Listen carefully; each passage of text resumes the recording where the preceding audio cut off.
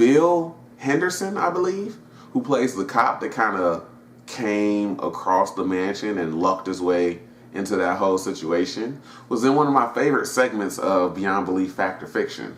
So I thought that was interesting, and I recognized when I was like, is that him? So it was. Also, Colleen Camp, who plays Yvette, the maid, her titties were sitting in that damn maid outfit. Speaking of outfit, who thought this shirt ever would have came in handy?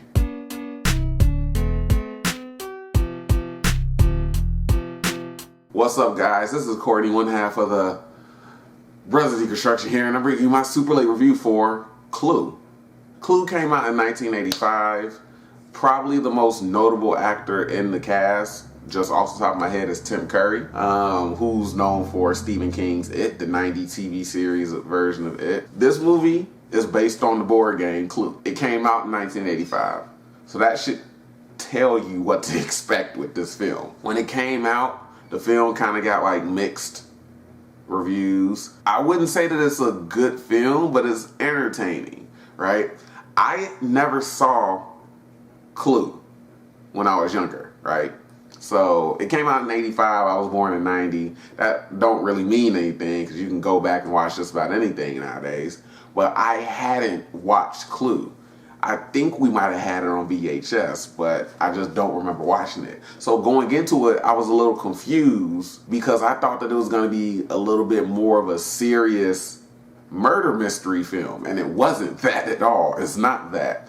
This has slapstick comedy in it. It has overacting and like it's highly dramatic. So when I was watching it and like the weird shit started happening and the jokes, and they would like make a joke and cut to somebody's reaction, like it threw me off and I was kind of confused. But then it started making sense and I was like, oh, this is the type of film it is. Okay, that makes sense. It's a slapstick comedy that, you know, it's based around a board game. Why didn't I put two and two together earlier? 6 guests get invited to a mansion.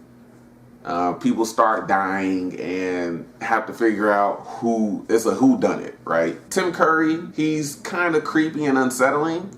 And there were 3 endings that were created with this film, right? There were 3 different endings, depending on which theater you went to. Apparently, when the movie released in '85, depending on what theater you went to, I guess it might have been the city, you got a different ending. Early on watching the film, it made sense that Tim Curry was the one that did everything, right? But he didn't. And apparently there was a 4th ending film that the director didn't like, where Wadsworth, the butler, did all the murders, right? Out of spite, because he wasn't the perfect butler, he wasn't the perfect husband because his marriage failed. So, you know, him being narcissistic, he wanted to be the perfect murderer. But like, he does stuff and he looks really suspicious. So I could have seen that making sense for the most part. But the 3 endings that we got, one of them is like really nonsensical. Like overall, the reason why I say this movie isn't really like a good movie is because it's mostly nonsensical.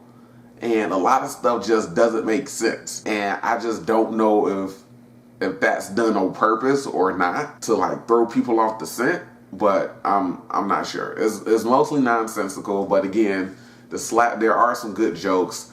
A couple of times bitches get slapped, people run into each other, you know, good reaction shots of somebody saying something and then it cuts to like 2 people in their reaction to it. So it has entertaining aspects of it, but I would say overall it's not really a good movie. So ending A and ending B are both based around Wadsworth being an FBI agent. So ending A is Miss Scarlet is the one who basically orchestrated all of the murders. So all the guests who got invited were being blackmailed. Miss Scarlet used to have a prostitution ring or something like that. Yvette the maid used to work for her. Miss Scarlet killed Mr. Body. Yvette killed the motorist, I believe, and someone else. And then Miss Scarlet killed Yvette. So she pulls out so like Wadsworth has like this whole sequence of him basically breaking down like, hey, we went to this room. And we went to that room and this happened. So, and then at the end of it, they were all like, what's going on here? And so he was like, the person who has the gun. Empty out your pockets and your purses. Whoever has the gun is the one who did it. But Scarlett is the one with the gun. He apprehends her after like saying, "Oh, you don't have any more bullets left in that gun." FBI come in, take over. He shoots the gun off, and there is one last bullet in it. It hits the rope of this chandelier that comes crashing down behind Colonel Mustard. That's ending A, and that's probably the best ending. So ending B, Mrs. Peacock killed all of the people because she's like the wife of a government official who's taking bribes from foreign powers. So she tries to escape. She ends up getting caught by like this. At one point in the film, at the end of the film, this evangelist comes by, you know, like, "Oh, do you have time to talk about our Lord and Savior Zordon?" That type of stuff. They close the door on him. She leaves.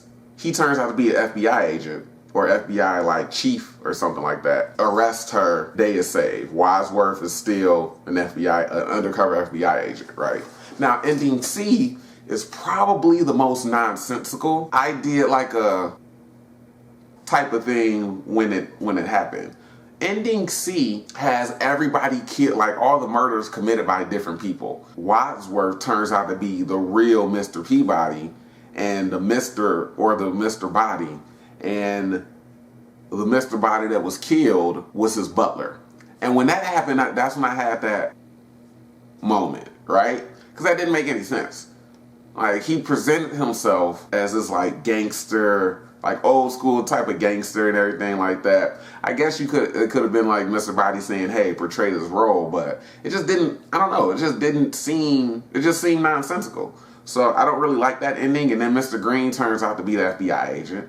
And then like they made earlier when they were like making confessions about why they were getting blackmailed, Mr. Green says that he's gay and he can't be outed because of the position that he's in, because it'll ruin his career. Mind you, this is 1985. This ending ends with him saying, "Go ahead, lock him up, Chief. I'm gonna go home and have sex with my wife." And then it literally like freeze frames on that. But the thing is, after the first ending A, before ending B plays, a little note card comes up that says, "That was fun, but what if this happened?" And then before ending C plays, it said, "But this is what really happened." So is ending C the canonical ending? Because that doesn't make any fucking sense. Ending A is the best ending. So I don't know which ending is canonical or not. I don't know. But again, this movie is pretty entertaining, but it's not really good. And the whole 3 different ending things is kind of like, I think Ebert called it like a gimmick at the time, but it's kind of cool. I just wish that they made more sense. That's my super late review of Clue, the movie. Apparently, they made it into like a little mini series. I guess we're going to be getting a new Clue movie. And then apparently last year, Ryan Reynolds was attached to star in it. So I don't know where they're at with that. But so anyway, thanks for all the support, whether it's 1, 5, 100, or 1,000 views in the comments. As always, I'll be catching up with you guys.